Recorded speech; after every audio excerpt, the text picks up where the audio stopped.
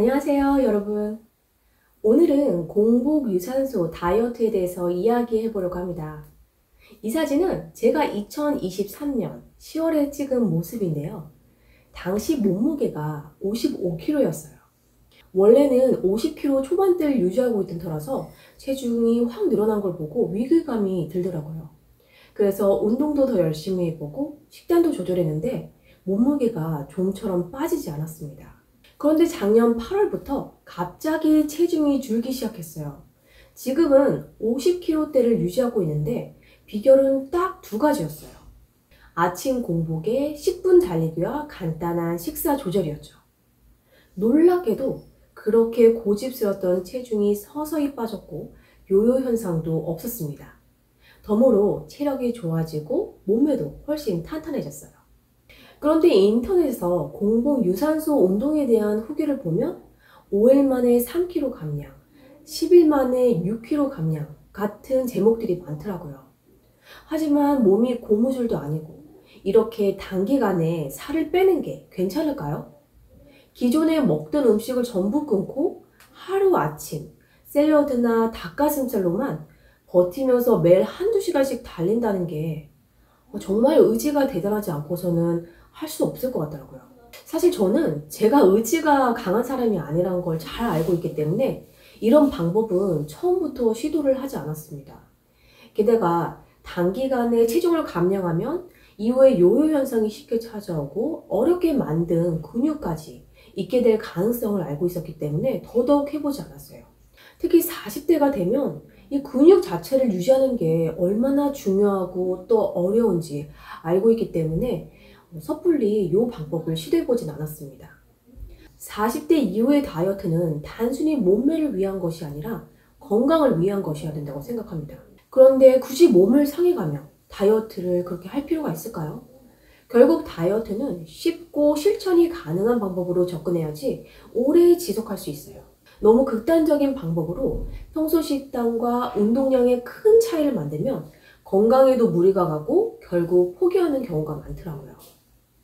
그래서 오늘은 제가 어떻게 간단한 습관 개선만으로 잘 빠지지 않던 살을 감량했는지, 그리고 40대에 적합한 다이어트 방법은 무엇이 있는지 함께 이야기해 보려고 합니다. 다이어트 하면 식단, 운동을 생각하게 되죠. 그런데 저는 여기 하나를 꼭 추가해야 된다고 생각을 해요. 그건 바로 건강한 생활 습관입니다. 사실 건강한 생활 습관은 식단과 운동보다 더 중요하다고 생각해요. 내가 아무리 좋은 것을 먹고 운동을 열심히 한다고 해도 나쁜 습관이 있다면 말짱 도루묵이에요. 예를 들어서 매일 샐러드를 열심히 챙겨 먹지만 밤마다 야식을 먹고 술을 마신다면 오히려 칼로리 섭취가 더해져서 다이어트는커녕 살이 더 찔 수 있습니다.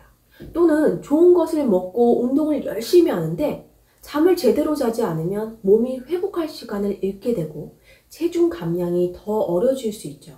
그래서 저는 무엇을 더 하려고 하기보다는 나쁜 습관부터 버리는 것이 훨씬 현명한 시작이라고 생각해요. 저도 한때는 건강하지 못한 생활 습관으로 정말 힘든 시기를 보냈어요. 아이가 태어나고 나서 낮에는 일과 육아를 하고 밤에는 저만의 시간을 만들겠다고 늦게 잠들기 시작했어요. 웹소설을 읽고 쇼핑을 몰아서 하다 보니까 새벽 5시에 잠들기가 일쑤고 12시에 일어나는 날도 많았어요. 그러다 보니까 운동은커녕 밥도 대충 때우는 날이 늘고 또 이 생활을 3년 정도 이어가니까 몸에 이상 신호가 오더라고요. 몸이 무겁고 쉽게 지치고 우울증이 심해져서 상담까지 받게 됐어요. 심지어 얼굴에는 여드름까지 생기더라고요. 청소년기에도 잘 나지 않던 여드름이 말이에요. 거울도 보기 싫고 관리도 포기했죠. 정말 아이를 낳은 것에 대해서는 후회가 없었지만 이때가 저의 암흑기였던 것 같아요. 하지만 규칙적인 생활 습관을 만들기 시작하면서 큰 변화가 일어났습니다. 저는 정말 이게 진리인 것 같아요. 일찍 자고 일찍 일어나니까 규칙적인 식사와 운동 습관이 잡혔고 또 식사가 안정이 되니까 간식을 덜 먹고 건강한 음식 위주로 식단을 바꾸게 됐어요. 운동도 점점 늘려서 일주일에 3번 이상은 꾸준히 하게 됐습니다. 그 결과 몸무게는 줄고 몸은 더 탄탄해졌죠. 체력도 좋아지고 얼굴 여드름도 거의 사라졌어요. 지금은 약도 끊었거든요. 최근에 한 다이어트는 이러한 생활 습관에 의해서 아침 식단과 공복 유산소 운동을 10분 추가한 효과였어요. 아침에 일어나서 웜업 운동 후에 10분 달리기를 했어요. 그리고 매일 아침에 먹던 고구마 빵을 끊고 두유와 달걀 그리고 과일로 대체했습니다. 그랬더니 포만감이 길어지면서 간식을 덜 먹게 되더라고요. 제 경험을 통해 확실히 알게 된 건 건강한 생활 습관이 다이어트의 가장 중요한 기본이라는 점이었어요. 그리고 이런 생활 습관을 들이는 건 어렵지 않습니다. 다만 어느 정도의 느긋함과 그 꾸준함이 필요할 뿐이죠. 그래서 여러분 이렇게 다이어트를 해보세요. 이건 저의 경험담이기도 하지만 이미 많은 부분에 있어서 과학적으로 검증된 방법입니다. 한 번에 다 하지 마시고 한두 개씩 내 삶에 적용해 보세요. 가장 중요한 건 포기하지 않고 그냥 조금씩 강도를 높여가면서 꾸준히 해보시는 거예요. 그렇게 하다 보면 정말 바뀌는 내 모습에 자신감이 생기고 활력이 붙습니다. 그럼 먼저 습관 개선 부분을 말씀드릴게요. 가장 먼저 하실 건 7시간 정도의 충분한 수면을 주무셔야 합니다. 자기 전에 커피를 마신다거나 핸드폰을 보는 습관이 있다면 자제를 하셔야 돼요. 이러한 습관들은 수면을 방해하는 요소거든요. 수면이 부족하게 되면 복부 지방이 늘어나고 식욕을 자극해서 과식을 유발할 수 있어요. 그래서 규칙적인 수면과 식사 패턴을 가지는 것이 중요합니다. 식사는 아침, 점심, 저녁, 3끼로 충분히 드시면 돼요. 한 끼는 음식점에서 나오는 한 끼 식사를 생각하시면 됩니다.